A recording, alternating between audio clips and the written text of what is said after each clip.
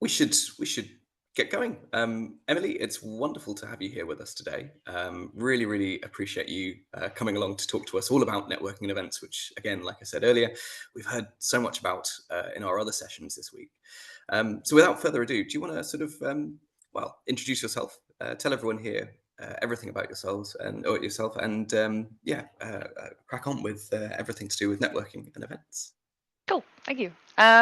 Yeah, so I'm just going to do a quick talk about networking and events. It's probably not going to last the full session just because I'm really quick at talking. The joys of being northern. Yeah, so my name is Emily Brown. I'm a 3D vehicle artist at Rivet Games, which is a indie studio based in Scotland.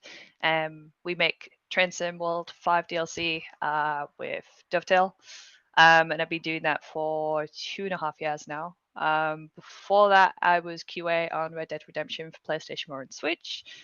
Very, very key role in the industry. I highly recommend that if you've trying to break in, go for QA. Gives you a lot of understanding of what you need to do when you go into whatever department that you want to go into. I'm a Women in Games ambassador, and I'm also the founder of the Games Industry Events Discord, which I'll talk about at the end of this talk. It's a wonderful resource for anyone that wants to find different networking events. And recently, I was in the MCV Develop 30 Under 30 for 2024, which is really cool. So I really appreciate being added to that list. So what we're going to cover is just a different types of events, why you should network, how to present yourself, and what to say. And obviously, you can get involved as well. So there are many types of different events related to the games industry, which can range from big conferences to local meetups to game jams run by colleges and universities, which can also coincide with game studios occasionally. But I'm going to break down each event for you all and just explain what you should expect from each event. So for conferences, you might have heard of them before. It's just events like PAX, DreamHack, EGX, Gamescom, but then there's more developer-focused ones like GDC and Develop. Develop is literally in 2 weeks' time, if anybody does want to give that a try. At these events, you should expect to see some game showcases, consumers like everyday people. On the developer side of things, you should expect to see like people in business meetings. It doesn't really look like what you would like envision. Like you don't really see people just in suits. It's literally just people sat in the corner of a bar or in a corridor just talking to each other, literally doing business. So there are times where you will see people, you want to say hello, but you should really like think about it first. They are probably in a business meeting. These events can be loud and busy, and some people might find them a little bit uncomfortable, but that's why we build out our own networks so that we have someone to bounce off of so we don't feel uncomfortable. We have that safe space to go to. These events are great as well if you're starting out in the industry and you want to show anyone the types of games that you want to make. So I would suggest get an iPad, tablet, or even a laptop and take that around to these types of events because sometimes if it's like say EGX for example, they usually have like this indie area which is really cool. You could just walk up to people and just be like, hey, do you have some time to give me some feedback? I've been working on this prototype and I really like the style of like games that you make. And most of the time, because they're so bored of looking at their own game, they'll just sit down and just go through your game with you, which is really nice. Um, yeah, conference style events usually have indie spaces as well, where you can show off your own games. So again, with EGX, they have the indie space. You can get in touch with them and you can get your own little stand. Can't remember what it's called, but it's like a little corridor of like really indie games and students where they can just showcase their work. Sometimes that can come at a price though. It's not always free, so it's always something to just keep a little note on as well. Yeah, local meetups. These are a good way to make new friends and also show off work in a more casual setting. These events are usually hosted in bars and cafes where it could sometimes be a lot quieter and more connected. There is typically a lot of drinking going on at these events, but it is not required. For example, I do not go drinking at any of the events. Are very much just straight edge. So it's quite funny when you go to like, say like you've gone to an event, you're going to go the next month because it can usually happen quite regularly, and someone comes up to you and goes, "Oh, remember last time when you were really drunk?" And it's just like, I wasn't, but it's funny that you think that. Yeah. These events are usually really, really welcoming for developers and students. So if you want some advice and help, it's another place where you can bring your laptop and you can showcase your work. Yeah, so these events are really good. If you're in the Northeast, I highly recommend the Northeast Game Dev meetup. Leeds Games Toast is really nice as well. That's very much just chill sitting in a bar. Yeah, and I guess Cambridge as well would class as a local meetup. It happens twice a year in Middlesbrough, which is an event that I help run with my partner. Yeah, talk style events. So these are kind of like growing more lately. They're usually quite long days, but they could be really, really useful if you want to like learn about new like techniques or new software, new hardware. These can also sometimes coincide with film and TV, not just games. So sometimes they might do showcases and tutorials on like how to use a tool in an engine and stuff like that, which is really fun. They're good to attend if you're starting out as well, because it can try and help you figure out what it is that you want to specialize in. I know like a lot of my friends that have been trying to break into the industry will go to talks and then be like, "Oh, I want to move into production. That seems like something fun." It can be stressful, but it's definitely fun. The bigger style talk events like Animex feel a lot more professional because they're hosted in bigger rooms, whereas like talk style events like Platform are in small rooms, so they feel a lot easier to talk in and a lot more intimate.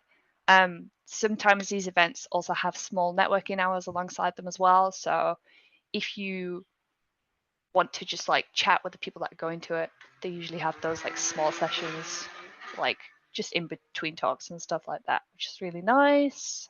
And then it also means that if you've got any questions, like usually there's a Q&A section, and some people don't really feel comfortable doing that.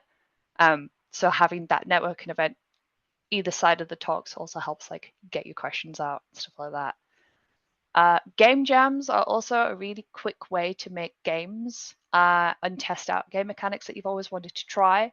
These can be in person or completely online.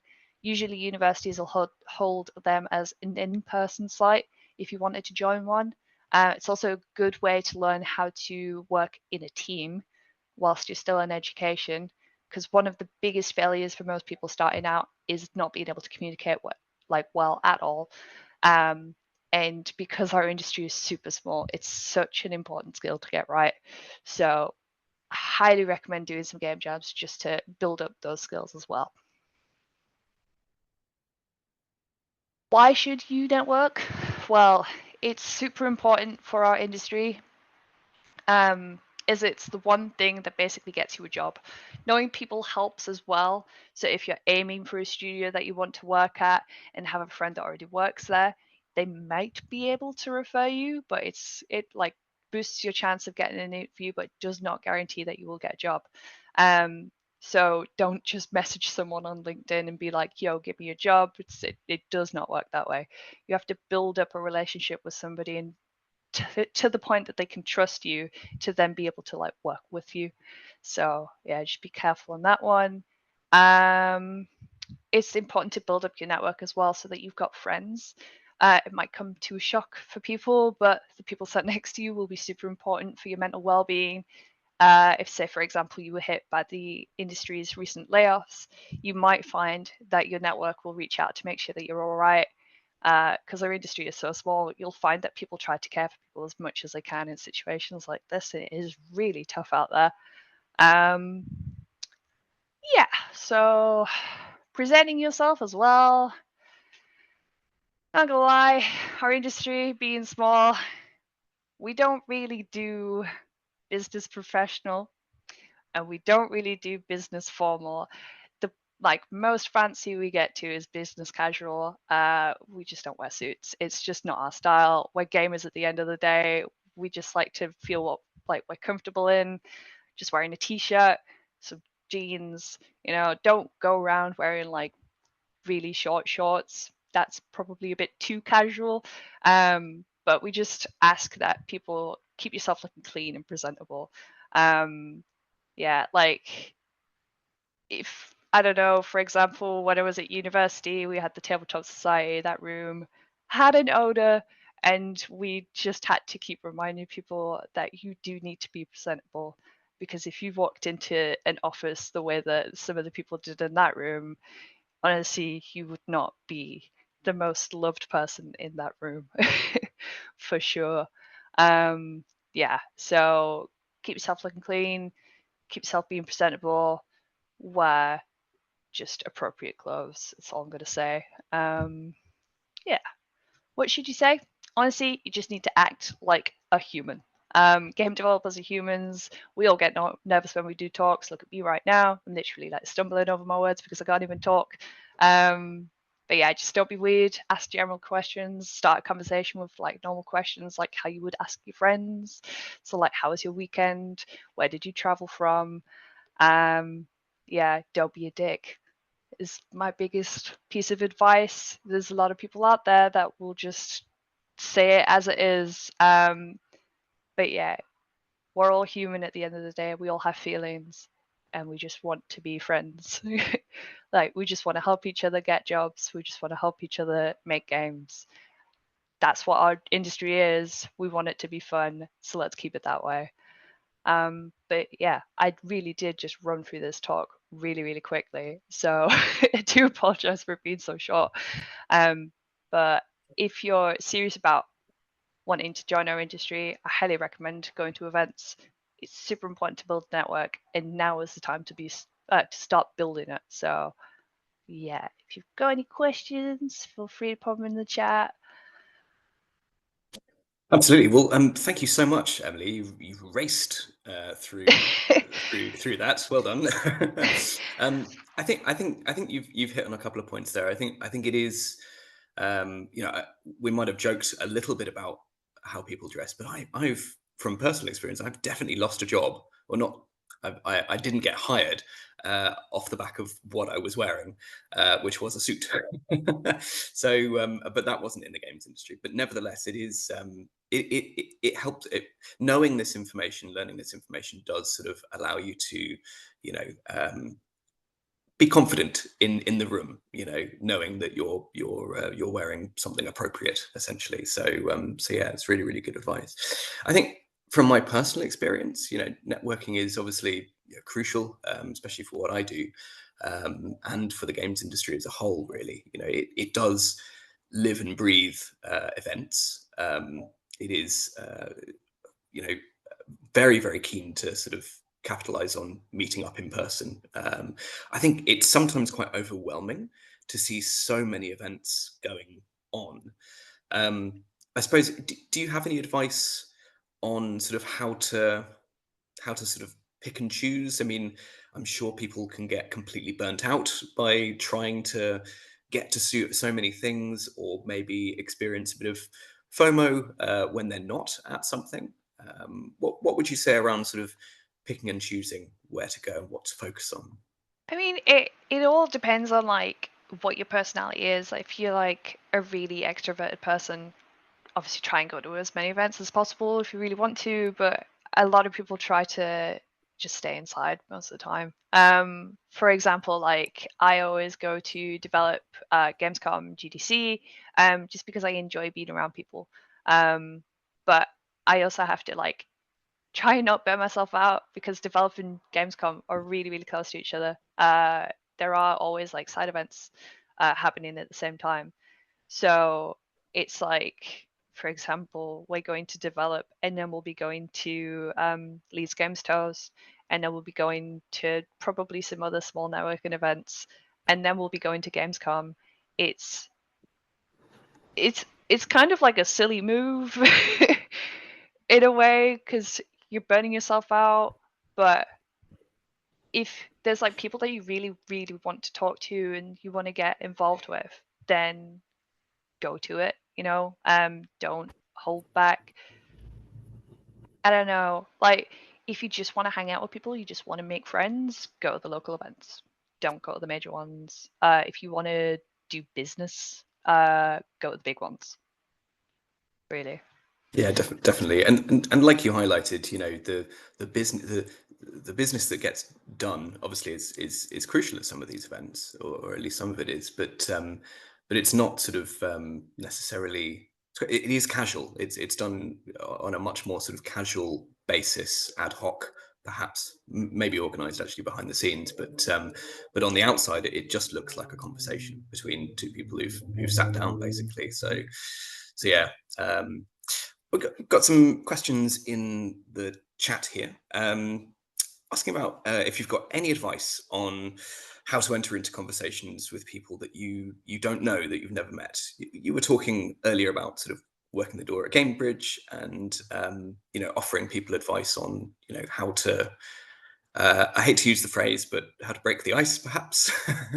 um, yeah, Yeah, I mean, if you ever find yourself in a situation where you don't really know anyone in the room, and you want to talk to them, it's more about like finding the right time. Like, you wouldn't just walk up to someone when they're mid conversation, right? Because that's just rude. You would literally just like kind of like hover, but not make it really awkward. Um, like if there's a group of people that are stood around and they've left like an opening, walk up and just be like, "Hey, can I join you guys? Can I like hang out with you guys?" And most of the time, people will be like, "Yeah, sure."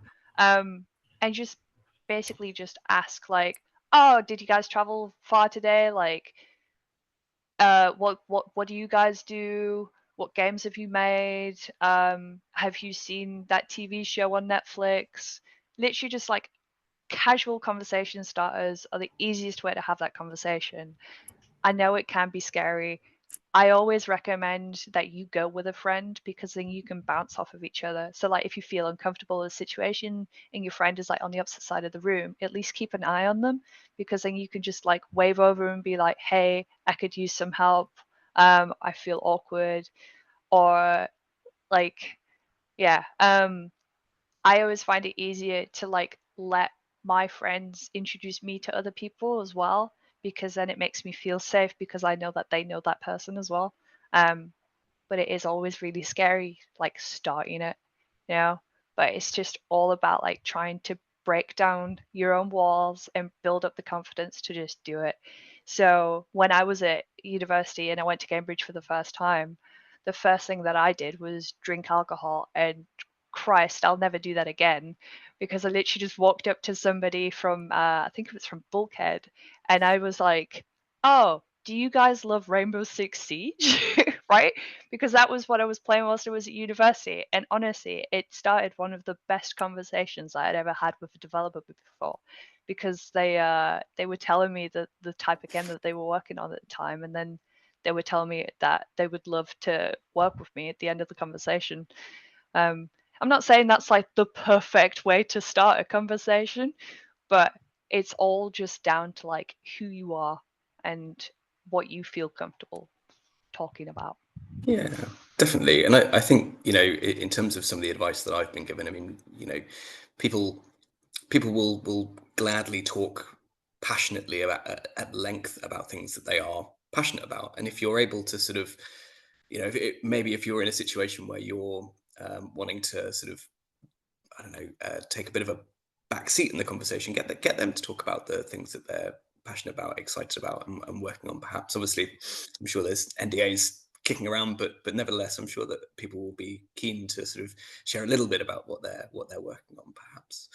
We've had another question in the chat here. Mhm. Any advice for disabled devs? And concern of being taken seriously as a wheelchair user. I mean, obviously, I would absolutely hope that that isn't the case at any event at all. And but yes, it would be good to hear your thoughts on that, Emily. Yeah, I mean, our industry, it's quite split at the minute. So if we talk about like the original people that joined the industry, that's like the old guard, right? And then you've got our new generation, which is like the people that are like kind of around my age. Like the old guard kind of like push people aside, and it's really hard as like a woman in games, for example, because they just kind of like shut you out of the conversation. But our generation is kind of more accepting for everybody. So if you look at like the new form of events, they usually have like some information about like accessibility in terms of getting to like the events and stuff like that. And we'll always appreciate people for who they are, not by like their disabilities. So we've got friends that are like colorblind, we've got friends that are deaf, but we don't see them because of that. We see them because they're human and they want to make games, and we really, really appreciate them. So don't ever worry that because you're in a wheelchair that people aren't going to talk to you, because there's always people in the room that are like me and like you, that are just going to accept you for who you are, right? Um, in terms of like accessibility at events, it is really hard, because you have to cater for everybody.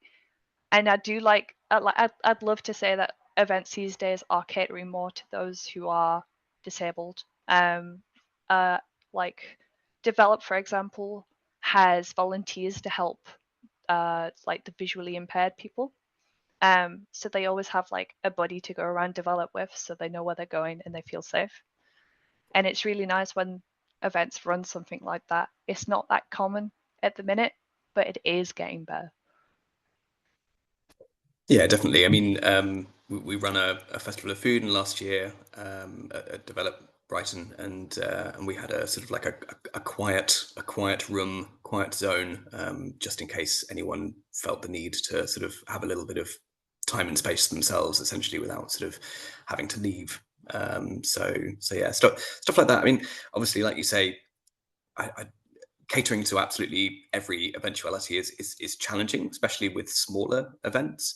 But there does always seem to be sort of attempts made to accommodate as a wider range of people as possible. And certainly, as for being taken seriously, absolutely 100%. Everyone in the room is as valid as each other, really, and that should always be the case. Fantastic. Okay. Had another question in the chat there. Any UK game industry casual meetups? Beer meets. I think. Do you want to? I don't know if you. Do you want to sort of flip back to your slide on the sort of more casual uh, meetups or Uh, local, perhaps more I mean, local? I have another slide which is even better and can Okay. basically like slide into this question. Yeah. Sure. So like I mentioned at the beginning of my talk, I am the founder of the Games Industry Events Discord. Ta-da! Yes. So basically, this is a Discord server that lets everybody know when events are, where they are, and it started as like basically just letting everybody know about the UK events. But now I've kind of like made it more open to the rest of the world. Because obviously we've got Gamescom in Cologne, we've got GDC in America and stuff like that. So there are announcements every Monday just to let people know what events are on for the week. You could just scan the QR code, join the server. It's completely free. It's open to anybody that is games industry related. Um, yeah, like casual meetups, it just depends on what area you're in. I've got it categorized in the server for like each region. So if you're like in the Northeast, for example, there is the Northeast Game Dev Meetup, which happens on the first Friday of every month in Newcastle. Gamebridge happens twice a year in Middlesbrough, and my friend Mara runs the Middlesbrough Game Dev Meetup. That happens twice a week, twice a month, I think, on a Sunday or a Saturday. Can't remember. She's changing that up at the minute. Yeah, but then if you're like in the Northwest, there is Format Group, which is run by Simran. He's wonderful. He's trying to basically make events happen in Manchester and Liverpool, and he is trying to grow it further afield as well. But then in the South, in London, there's loads of indie developer meetups. Yeah, like it is just regional dependent, really. But if you're happy to travel to go to events, then go for it. You know, everyone is going to accept you, even if you don't even live in the local area. I travel to Leeds. I live in Manchester. travel to Middlesbrough. I live in Manchester, you know, like, yeah. Absolutely, it's interesting as well, sort of casting your net a little further and sort of meeting people outside of your locale as well. I mean, you know, otherwise you'll sort of end up in a singular bubble, as it were, and you know, it's good to be able to sort of step outside of that if it's possible, if you can Yeah. make the Well, London events or make further afield one events. one of the nice things about Develop as well is that the people that run these local meetups tend to have like side events at Develop. So like Good Game Dev Club has their own thing. You guys have the Festival of Food, which is awesome. Yes, I yeah. love that. I think as well, it's a bit of a talking point, you know. Often bigger events, you know, like Develop, like Gamescom, have a wealth of these, you know, fringe events. You might hear the term fringe events kicking around, but often it's a fantastic point of conversation to sort of ask people, "Oh, are you going to this thing that I'm going to, or are you going to something else later on? Like, what's your plan?" Yeah, So yeah, no, that's really really good. A couple of questions in the chat. I mean, one other question from me. I mean, it's probably an obvious question for you, but yeah. what's your favorite thing to go to, and sort of why as well? Ooh, I'd probably say Gamescom. So Gamescom is massive. Like I'm talking like it takes 25 minutes to walk from one side of the conference to the other. Um, but because of being in the games industry, I can get the trade visitor pass, which then gives you access to the business area. And my God, is that like the best ticket that you can ever get for that event? Because when consumers are allowed in, it is just chaotic. And because it gives you access to the business area, if you ever need to breathe, you can just walk in there and just feel like the entire world just got lifted away. But Cologne is like an amazing city in Germany. A lot of people are like, "Oh my God, it's Germany," but they all speak German. They don't speak English. Cologne has a lot of English-speaking people there, and it kind of feels like a second home at this point. I have a friend that lives in Cologne, so we go there a lot now. But yeah, with Gamescom, they have loads of side events on all the time. They've got the business area just to chill out. They've got like a massive merch hall. Uh, I'm a sucker for merch, like absolutely love it. And then they've got the entire consumer area where you can go play games. And when you are a member of the industry and you get that trade visitor pass, we get like a special hour before the doors open where we can go play those games whilst there's no one else around, and it's absolute bliss. I love it so much. Um, yeah, and I'd say it develops like a close second. You know, it's in Brighton. It's on a beach. It's literally got basically every single person that I know in the games industry at, just because it's so easy to get to as well.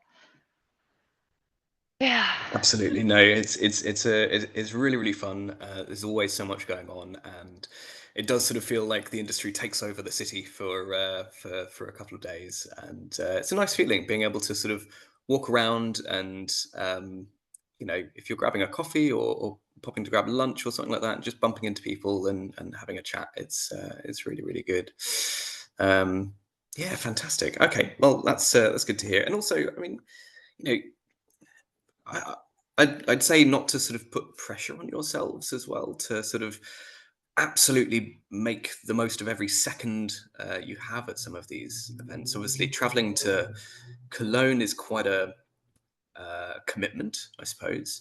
But sort of burning yourself out there on day one when it's, you know, a couple of days long isn't healthy. It won't help, and you know, different people arrive at different times as well. So yeah, it's good to bear in mind, sort of not spreading yourself too thin.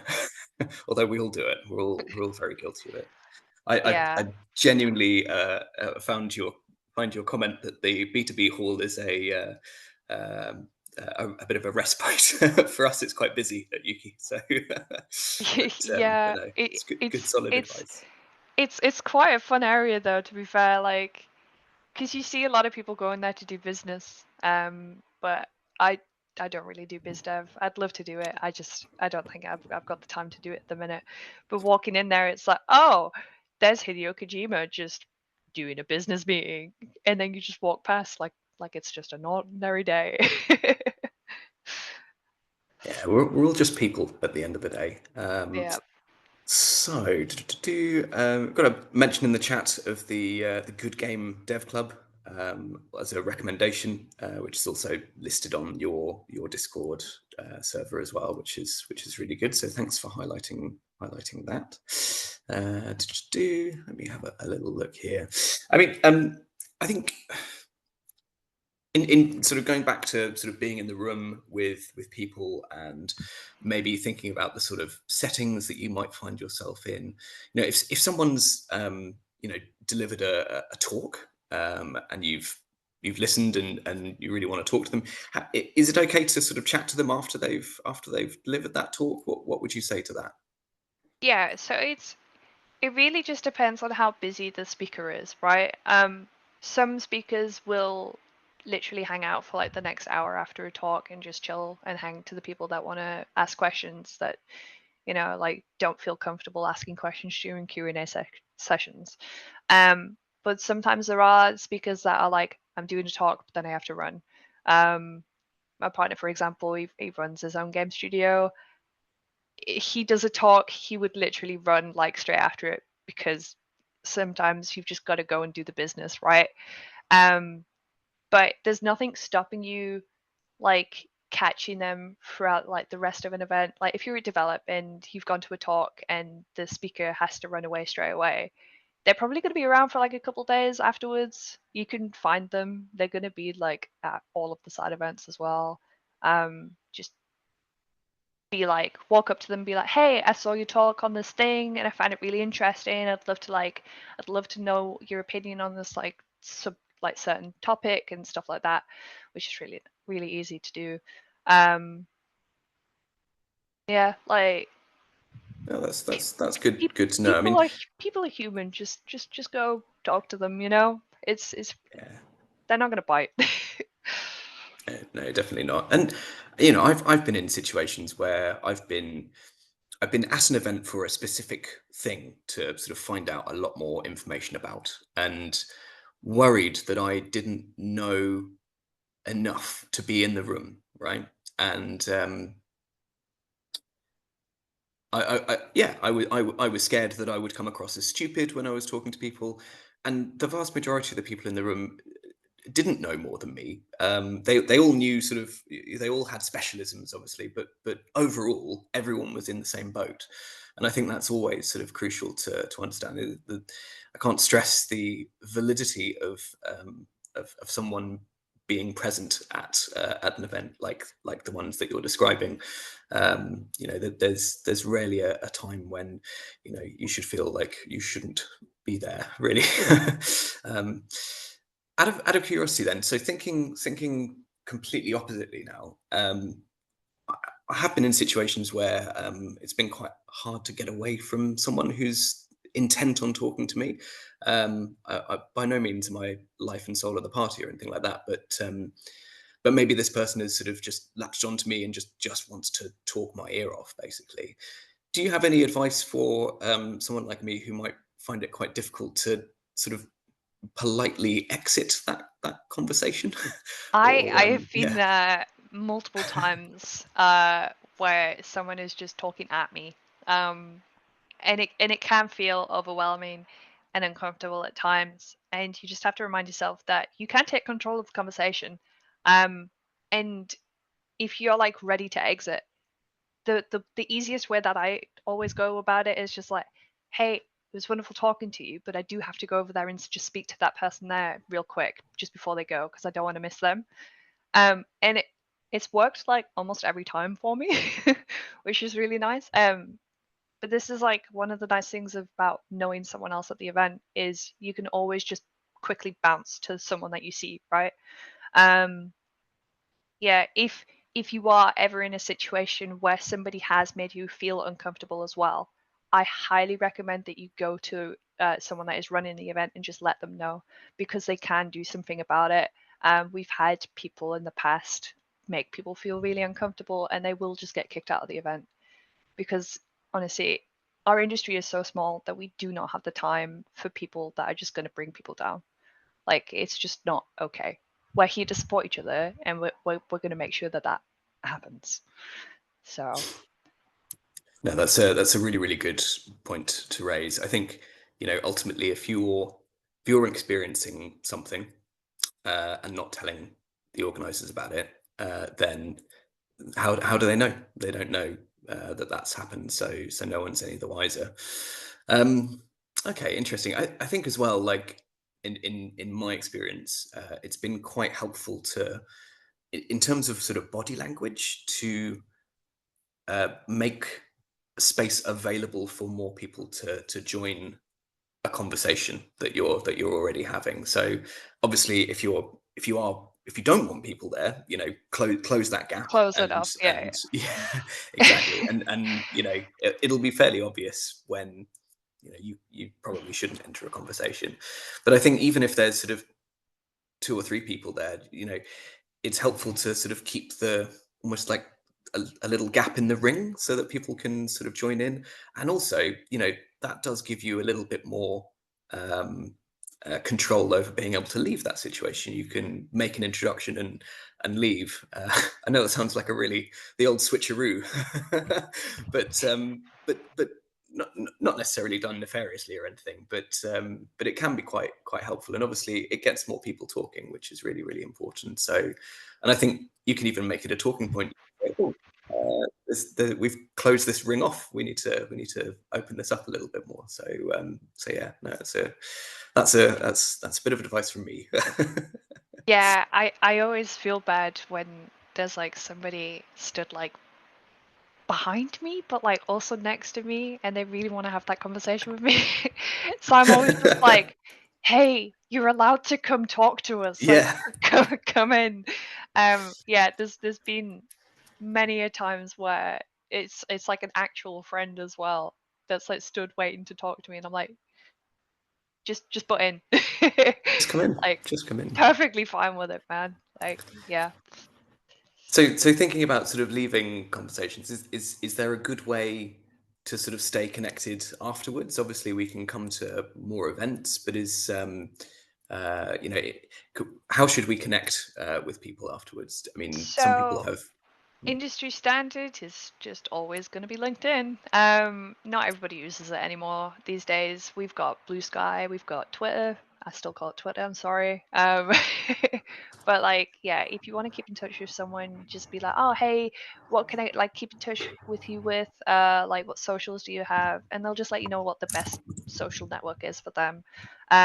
If you feel more comfortable with a certain thing, just be like, hey, do you have like LinkedIn, for example? I'd love to connect to you on there. um, Sorry, you're allowed to dead name Elon Musk. I love that. Um, yeah, like just it's entirely down to like the person. Like usually if it's like business, someone will give you like a business card. They're not really needed. It is a good way to be like, oh, okay, I've got all these business cards. These are the people that I spoke to today.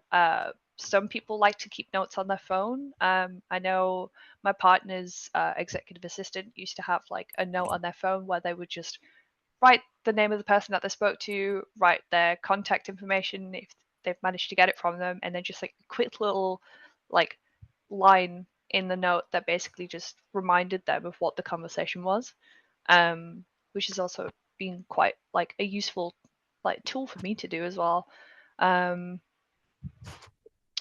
yeah, so email, LinkedIn, Twitter, Blue Sky, sometimes Instagram as well. I know a lot of audio people use Instagram only. Yeah, so it's just entirely dependent on who you're talking to, really. Yeah, definitely.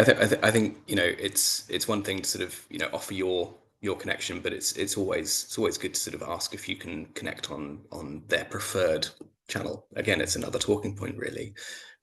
Why do you use Instagram over LinkedIn? Like, what's going on there? So yeah, no, that's really, really good.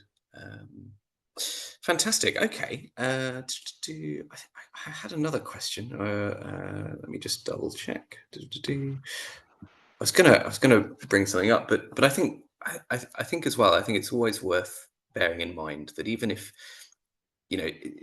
these situations, you are often likely meeting your future peers as well. I think that's always worth considering. You know, the people that are around age. I'm not a big fan of deploying age as as a differentiator in these things.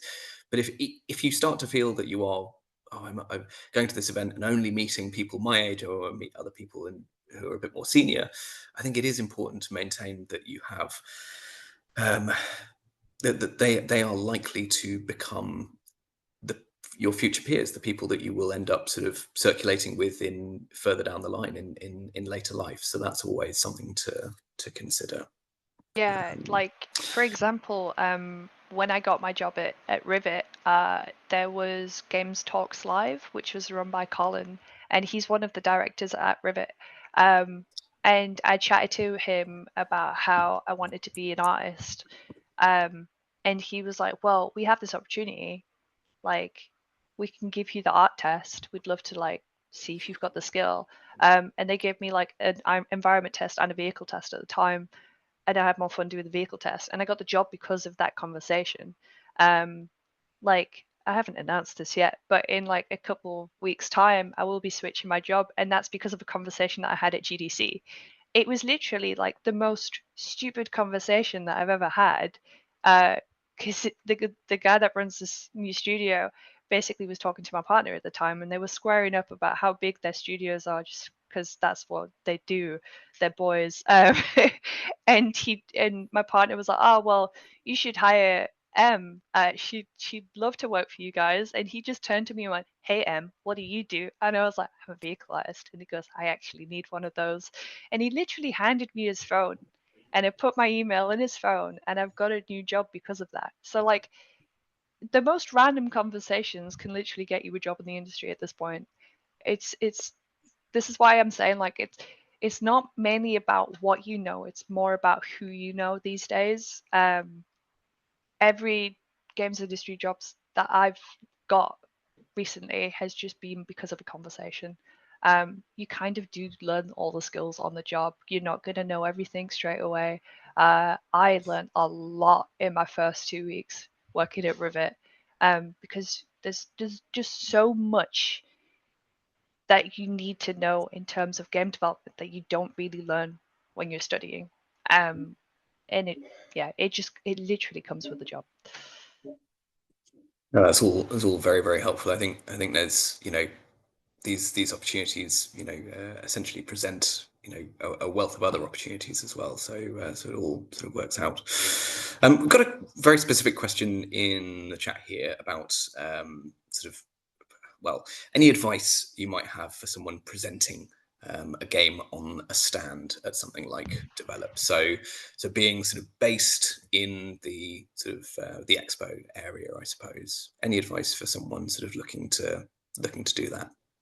I mean, if you've got the opportunity to show a game off at an event, I highly recommend you have your game on show, always right front and center. That's going to be the focus that you want people to look at, right? So just make sure that the game is presented well, you're stood there, you're presenting yourself well, and just be really, really welcoming. Like if somebody walks past and they just don't stop, just smile. Like again, we're human. Smile at people, just be very kind.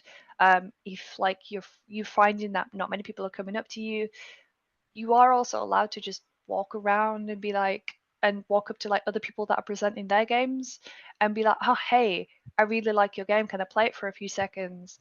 And then that conversation can then lead to, "Hey, do you want to come check out my game? I'm also presenting something too," right?